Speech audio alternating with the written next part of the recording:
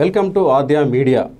ఏపీలో హీటెక్కిన రాజకీయాల గురించి మాట్లాడడానికి senior political analyst KS Prasad గారు మనతో ఉన్నారు. సార్ నమస్కారం. నమస్తే అండి. వైజాగ్లో పవన్ కళ్యాణ్ ఎపిసోడ్ తర్వాత పవన్ కళ్యాణ్ ఏదైతే వైసీపీని ఉద్దేశించి వ్యాఖ్యలు చేయడం జరిగిందో అవి తీవ్ర సంచలనంగా మారాయి. ఒకవైపు బీజేపీ డోలాయమానంలో పడిపోయింది, సందిగ్ధంలో పడిపోయింది.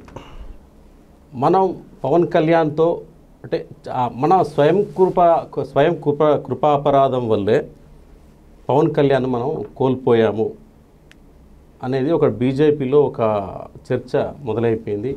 ఇక ఏపీలో బీజేపీ పరిస్థితి ఇక దిగజారిపోయినట్టే, ఇక బీజేపీ లేనట్టే అనే ఒక టాక్ వినపడుతుంది. మరొక వైపు ఏపీలో వైఎస్ జగన్ గ్రాఫ్ పడిపోతుంది. అంటే నిన్న మొన్న మీడియాలో వెలువడిన ఏవైతే సీ ఓటర్ ఒపీనియన్ పోల్ ఫలితాల్లో ఆంధ్రప్రదేశ్ రాష్ట్రం పైన 56.9% ప్రజలు అసంతృప్తితో ఉన్నారు. అంటే నెక్స్ట్ జరగబోయే ఎన్నికల్లో ఆల్టర్నేట్గా ప్రజలు అంటే ఏ పార్టీ వైపు మొగ్గు చూపే అవకాశం ఉంది. ఒకవైపు ఏదైతే పవన్ కళ్యాణ్ వైజాగ్ ఎపిసోడ్ తర్వాత పవన్ గ్రాఫ్ అనేది రోజు రోజుకి పెరుగుతోంది, జగన్ గ్రాఫ్ తగ్గిపోతుంది. అంటే అక్కడ ఉన్న ప్రజలు ఆల్టర్నేట్గా జనసేన వైపు చూసే అవకాశం ఉందా, లేదంటే టీడీపీ వైపు చూసే అవకాశం ఉందా? అందుకే పెద్దవాళ్ళు కొన్ని మాటలు చెప్తుంటారు, జాగ్రత్త వినాలి మనం. సార్ పుట్టుకెగరలేని ఆమె స్వర్గానికి ఎగిరిందా అన్నది. 5-6% మధ్యలో వచ్చిన ఓటు బ్యాంక్ కలిగిన జనసేన, ఓకే, 0.8% వచ్చిన బీజేపీ, ఇద్దరు పొత్తులో ఉన్నారు. దగ్గర 40% ఓటు బ్యాంక్ ఉన్న తెలుగుదేశం, 51% ఓటు బ్యాంక్తో ప్రభుత్వంలో ఉన్న వైఎస్ఆర్సీపీ. వీటిల్లో మీరు చెప్పిన సీ ఓటర్ స్టాటిస్టిక్స్ తీసుకుంటే 56.5% ఓటు అంటే ఎంత పర్సెంటేజ్ డ్యామేజ్ జరిగినట్టు? ఎగ్జిస్టింగ్ 56.5% తీసుకుంటే 43.5% still owning by ruling party అన్నారు. ఈ 51% వచ్చిన వాళ్ళకి 5.6% యాడ్ అయింది బయట వాళ్ళకి, అంతే కదా? అదే కదా అనిశ్చితి. అంటే 56.5%లో యాడ్ అయినది ఎవరి పక్క ట్రావెల్ అవుతుంది అన్న దాంట్లో చూస్తే ఖచ్చితంగా మీరు అన్నట్టు జనసేనకే ట్రావెల్ అయింది అనుకుందాం. ఒక 20% ట్రావెల్ అయింది అనుకుంటున్నాం. 5-6% ఉన్నోడికి 20% ట్రావెల్ అయితే ఏం ఉపయోగం? అర్థమవుతుందా? అలాగే 0.8% ఉన్నోడికి 20% ట్రావెల్ అయింది అనుకుందాం, అయితే 30% ట్రావెల్ అయింది అనుకున్నాం, ఏం ఉపయోగం? అది బీజేపీ. అలా 40% ఉన్నోడికి 5% ట్రావెల్ అయితే అది ప్రభుత్వ స్థాపనకి ఉపయోగపడుతుందా లేదా అన్నది ఇవాళ అపోజిషన్ పార్టీల పట్ల ఆలోచించవలసిన విషయం. ఇది ప్రజలు ఆలోచించాలి. ఇప్పుడు వాడిని తాడి చెట్టు ఎక్కేవాడిని 3 పొంతలు దోషం అనుకోండి, పైకి ఎక్కితే అరే ఆడ తాడి చెట్టు ఎక్కుతున్నాడు, ఆయన మన భుజాల మీద కూర్చోబెట్టి పైదాకా ఎక్కించి కాయ తెంపి కిందకి తీసుకొచ్చే అంత పరిస్థితికి ఉన్నప్పుడు వాడిని మన భుజాల మీద ఎందుకు మోయాలి? 4వ పాయింట్. ఇక్కడ మీరు ఉదాహరణకి బీజేపీ పార్టీ కానీ ఇదే జనసేన పార్టీ కానీ క్యాండిడేట్లు ఎవరు?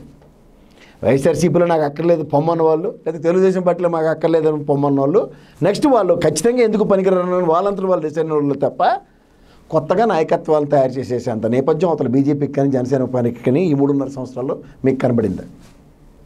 ఇలాంటివన్నీ తరుణాల్లో దేని మీద చర్చించాలో దాని మీద కాకుండా పనికిమాల చర్చలకి తెరలేపి ఉదాహరణకి సీ ఓటర్ సర్వే అనో, ఇంకొకటి సర్వే అనో, నా సర్వే అనో, మీ సర్వే అని అసలు విషయాలు ఎక్కడ చర్చనీయ అంశాలు కానివ్వకుండా చేస్తున్న కొన్ని సంస్థలు. ఎందుకు? ఏ సంస్థ అయితే పనిచేయట్లేదు అదే ప్రజాప్రభుత్వం పనిచేయని దానికి, అయితే ప్రజాప్రభుత్వం చేస్తున్న కంటిన్యూస్ తప్పుల్ని వేలెత్తి చూపించకుండా ప్రతిదానికి ఒక ఆల్టర్నేటివ్ హైపోథసిస్ అడాప్ట్ చేస్తుంది. ఎందుకు? వీళ్ళందరినీ బీజేపీ నడిపిస్తుంది కాబట్టి.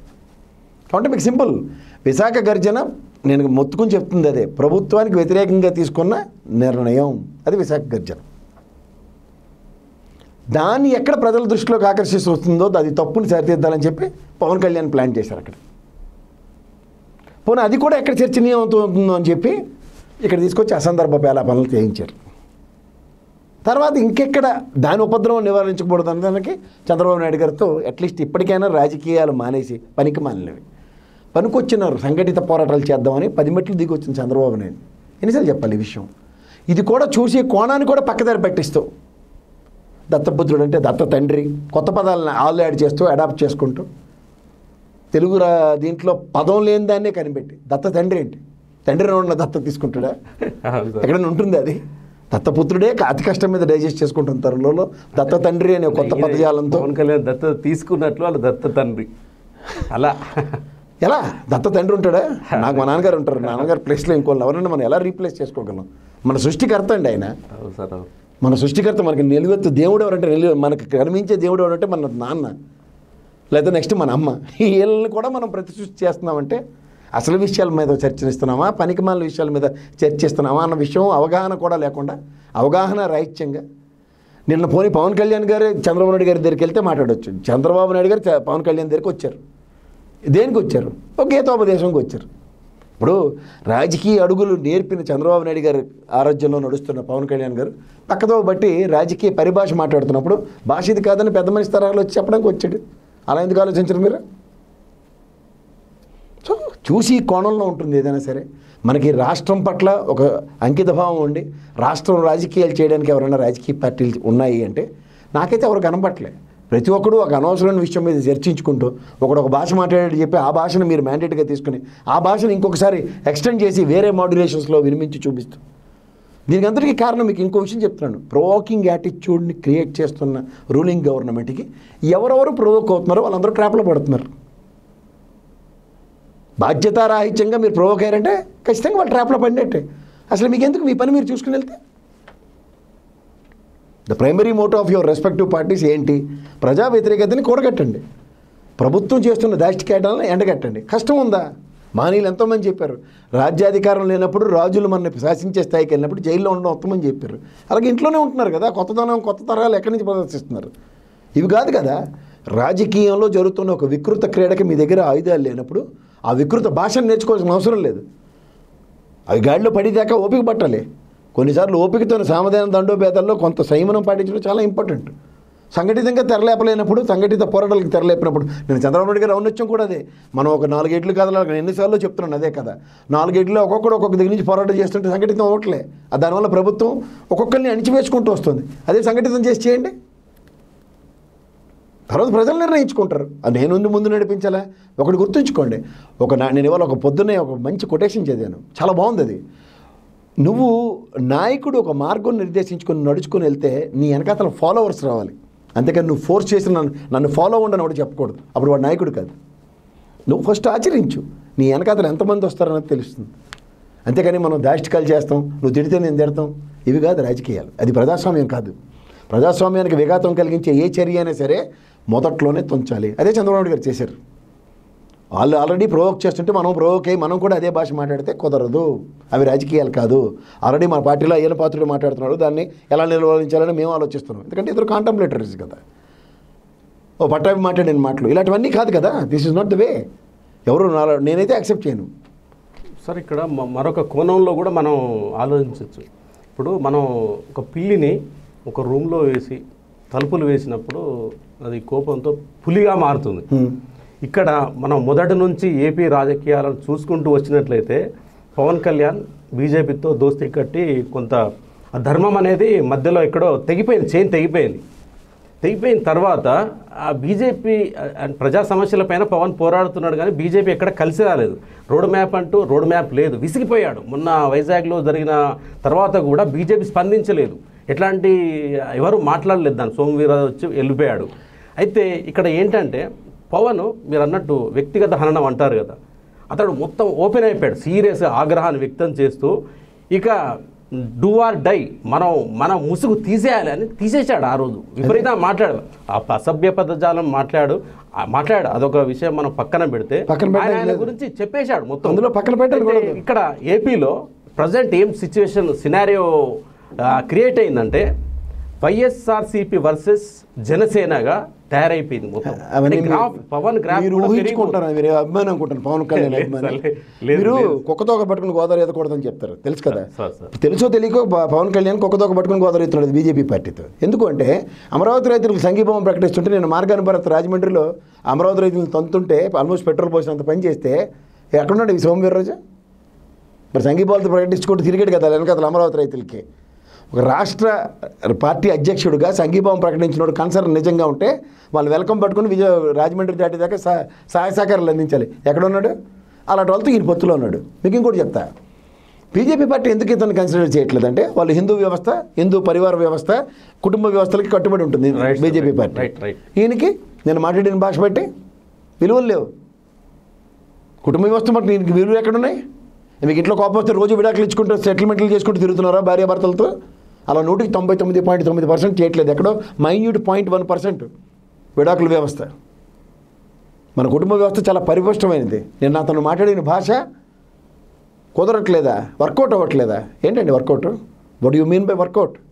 అంటే జనాలు కూడా ఒక అంచనా వేస్తారు కదా సార్. ఏంటి అంచనా వేస్తారంటే, నాయకుడు ముందుండి నడిపించవలసిన వాడికి విశ్వసనీయత చాలా ఇంపార్టెంట్. ఏదా విశ్వసనీయత? ఆ విషయంలో ఓకే సార్. అలాంటప్పుడు బీజేపీ నీకు ఏం సహకారం అందిస్తుందని ఎక్స్పెక్ట్ చేస్తున్నావు? అదే అది కొంచెం అందుకనే వాళ్ళు భవిష్యత్తు ఏంటి భవిష్యత్తు? ఎవరికి భవిష్యత్తు? అందరికీ భవిష్యత్తులు కావాలి. రాజకీయ పార్టీలు లేదు, సన్నాస మఠాలు కాదు కదా. రాజకీయ పార్టీలు అంటే నేషనల్ పార్టీలు సన్నాస మఠాలు పెట్టుకోవడానికి రాదు కదా. నీకు భావాన్ని కంట్రోల్ చేసుకుని ఇప్పుడు ఆ మాటకు వస్తే జగన్మోహన్ రెడ్డి గారిని 16 నెలలు జైల్లో ఉన్నారు, దొంగ అంటారు, 1,00,000 కోట్ల అవినీతి అంటాడు. ఆయన ఇలా బరెస్ట్ అయితే, ఆయన రాజకీయ నేపథ్యంలో ఇలా బరెస్ట్ అవడం ఎప్పుడైనా చూసారా? చంద్రబాబు నాయుడు గారు వెన్నుపోట్లు పొడిచాడు, రాజకీయాల్లో వెన్నుపోట్లు పొడిచి వచ్చాడని 27 సంవత్సరాల పైచిలకు నుంచి ఆయన అపోహ మోస్తున్నాడు. ఆయన బరెస్ట్ అవ్వలేక ఇలాంటి భాష ఎప్పుడైనా మాట్లాడారు వాళ్ళు? ఆల్రెడీ ఒక నిలువెత్తిన నిదర్శనమైన ఎగ్జాంపుల్స్ సెట్ చేయబడ్డాయి. ఆ మాటకు వస్తే వైఎస్ఆర్సీపీ ఎన్నాలైందండి స్టార్ట్ అయ్యి? పవన్ కళ్యాణ్ గారి పార్టీ కన్నా 2-3 ఏళ్ళ ముందు స్టార్ట్ అయింది. అంతకన్నా ఇంకేముంది ఒక పార్టీ ప్రస్థానం? అవునా కదా? ఈయన 2014లో ఆవిర్భవించింది జనసేన, అంతకుముందు 3 సంవత్సరాల ముందు ఆవిర్భవించిన వైఎస్ఆర్సీపీ. ఎక్కడి నుంచి మారిపోతున్నాయి పరిణామాలు? ఒక స్వీయ నియంత్రణ లేదా? క్షణికావేశంలో నీకు ఒకసారి ఎవరైనా రెచ్చగొడితే రేపొద్దున నీకే ప్రభుత్వం అప్పచెప్పితే ఈ దాష్టికాలు చేసుకుంటున్న కూర్చుంటూ అందరినీ తనండి పొడవండి చంపండి అని. పైపచ్చి నీ కుటుంబ వ్యవస్థ మీద నమ్మకం లేదు, నాకు వర్కౌట్ అవ్వట్లేదని సెటిల్ చేస్తానంటావు. రేపొద్దున పోలీస్ వ్యవస్థ ఏదో నువ్వు ఒక రిస్ట్రిక్షన్స్ ఇస్తావు, అది రాజ్యాంగం నియమాలకు విరుద్ధంగా ఉంది, మేము చేయలేమనగానే పోలీస్ వ్యవస్థను తీసేస్తావా? లేదా రాష్ట్రం వదిలేసి ఇంకో రాష్ట్రంకి వెళ్ళిపోతావా? ఎక్కడ నీ నిలకడతనం ఇది? అంచేది ఏంటంటే భావోద్వేగాలకు గురవడం, క్షణికావేశంలో తీసుకున్న నిర్ణయాలకి ఎప్పుడు తక్కువ పరిణామాలు ఉంటాయి. అలాంటి నిర్ణయాలు ఒక నేషనల్ పార్టీ ఇలా ఎలా సహకరిస్తుంది అన్నదానికి రూట్ మ్యాప్ డిజైన్ చేయడానికి వాళ్ళకి అంత టైం పడుతుంది. ఏదైనా ఇస్తే చూసినామంటే కాల్చుకొచ్చే వ్యవహారం ఉన్నప్పుడు వాళ్ళు మాత్రం ఏం చేస్తారా? మీరు చెప్పండి. ఇన్నాళ్ళు ఆయన నియంత్రించుకున్న స్వీయ నియంత్రణ ఏమైంది? ఒకసారి బరెస్ట్ అవుతారా? నిజంగానే ఇప్పుడు అదే మాటకు వస్తే చంద్రబాబు నాయుడు గారి మీద దాచుకొని జరిగితే ఆయన కుమిలిపోయాడు, వచ్చి కళ్ళు నిలబెట్టుకున్నాడు. ఇదే పని ఆయన చేయలేక భావోద్వేగాలు రెచ్చగొట్టిన ఎంతసేపు ఆయనకి? చెప్పండి మీరు. సో అంచేది ఏంటంటే స్వీయ నియంత్రణ చాలా important. You need to be an example for your entire cadre. మిమ్మల్ని నమ్ముకున్న కార్యవర్గానికి, కార్యకర్తలకి అందరికీ మీరు దిశానిర్దేశం చేసే అంత స్థాయి పార్టీ అధ్యక్షుడు అంటే ఇదా దిశానిర్దేశం చేయడం? తన్నండి, పొడవండి, చెప్పులు తీయండి, కర్రలు తీయండి, రాళ్ళు పట్టుకుని రండి, హాకీ స్టిక్లు పట్టుకుని రండి, ఇదేమన్నా సినిమా క్లైమాక్సా? అందుకని దీర్ఘకాలిక ప్రయోజనాలు ఆశించకుండా, గెలుపోటములకి అతీతంగా కాకుండా భావ వ్యక్తీకరణ స్వేచ్ఛ నీకుందని భావ వ్యక్తీకరణ దుర్వినియోగం జరిగితే ఖచ్చితంగా దాష్టికాలకి ప్రజాస్వామ్యంలో ఉండదు. మీకు ఇంకో విషయం చెప్తా. రాజకీయ పరిపక్వత ఎప్పుడు వస్తుందంటే రాజకీయ క్షేత్రంలో నిలకడగా నిలబడి ప్రజల యొక్క మనసులు గెలుచుకుని ప్రజా ఓటు అనే ఆయుధాన్ని నీ పక్క మలుచుకోవడంలోనే అదే ఆయుధ పోరాటం అంటారు ప్రజాస్వామ్యంలో. అంతేకాని రాళ్ళు బరిసెలు పాతరాత యోగంలోలాగా యుద్ధాలు రాజరిక వ్యవస్థల్లో చేద్దామంటే ఇది సామంత రాజ్యాలు కాదు. We are in living in federal system. Please understand that. అంచేది చెప్తున్నాను, రాజ్యాంగం మీద నమ్మకం లేకపోయినా రాజ్యాంగ వ్యవస్థలకి వ్యతిరేక శక్తుల్లో ఆవిర్భవిద్దాం అనుకున్నా ప్రజాస్వామ్యంలో ఉండదు. అదే జరగబోతోంది. రాజకీయ నిర్వీర్యం కాబోయే ముందు జరగబోయే ఉపద్రవం ఏది? ఈ భావావేశాలతో, క్షణికావేశాలతో ఈ పాటిదానికి నక్సలైట్లు వచ్చి గన్లు పట్టుకుని మేము ప్రజాస్వామ్యాన్ని స్థాపిస్తామని ప్రజల్లో ఎందుకు నిలబడలేకపోతున్నారు? దానికి ప్రజాస్వామ్యంలో విలువలు లేవు కాబట్టి, తావు లేదు కాబట్టి, వెసులుబాటు లేదు కాబట్టి. ఆ విధమైన స్వేచ్ఛ స్వాతంత్రం మిలిటరీ వాళ్ళు డైరెక్ట్గా ఒక్కొక్కరు గన్ను పట్టుకుని ఎమ్మెల్యేల కింద, ఎంపీల కింద నిలబడి దేశాన్ని పరిరక్షించలేరా? బోర్డర్లో పరిరక్షిస్తున్న వాళ్ళు. అది ప్రజాస్వామ్యం కాదు కాబట్టి. సో ఇన్ని తెలియకుండా మనం కనీస అవగాహన రాజ్యం, ఆయన ఎవరిని వేలెత్తి అది రాజారెడ్డి రాజ్యం లేదా ఇంకొక రాజ్యం వేలెత్తి చూపించే ముందు నువ్వు స్థాపించబోయే రాజ్యం ఏది? నీ విధి విధానాలేవి? ఇవి ప్రజల్లోకి తీసుకెళ్లి చర్చనీయాంశం చేసి నీ పక్క ప్రభావితంలో చేయకుండా భావావేశాలకు గురైతే ఎవరు పరిరక్షిస్తారు మిమ్మల్ని? రేపొద్దున మీకున్న వెనకాల ఫ్యాన్స్ అందరూ మీరు ఏం చెప్తే అదే వింటారు. ఇలా ప్రొవోక్ అయ్యారు అనుకోండి, రేపటి నుంచి ముష్టి యుద్ధాలు అవి జరుగుతుంటే ఎవరు ప్రతిఘటిస్తారు? అట్లని నీకు వ్యవస్థ మీద నమ్మకం లేదు, పోలీసు వ్యవస్థ నీకు కాకుండా వేరే వాళ్ళకి సహాయ సహకారాలు అందిస్తే ఇమీడియట్గా రెస్పాండ్ అయిపోయి నాకు పోలీస్ వ్యవస్థ మీద దుమ్మెత్తి పోసేస్తున్నాం. అవగాహన రైత్యంతో చేసే రాజకీయాలకి ఉండదండి. Thank you. థ్యాంక్స్ అండి.